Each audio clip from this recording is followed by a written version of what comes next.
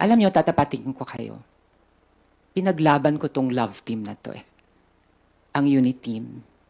Umasa ako na sana sa pamamagitan ng pagkakaisa,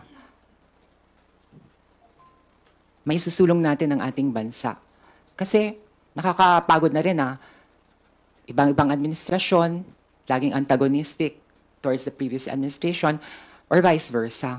Sabi ko, makakabuti itong pagkakaisa, no? Pinaglaban natin itong unit team.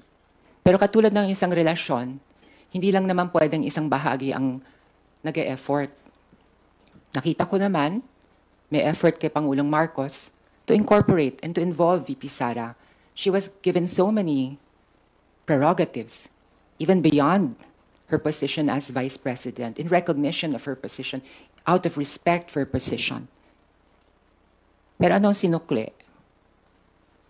Bigla na lang may investigation ng mga senador na aligned with the Vice President kung gumagamit ng droga ang ating presidente. Saan ka naman nakarinig ng ganon? What if that happened during the previous administration? That was unimaginable, di ba? Pero ang bait ng Pangulo, tumahimik lang siya. Maybe hoping na baka naman mag-reach out sa kanya si VP Sara. Ganun ang relasyon, umaasa ka pa rin eh.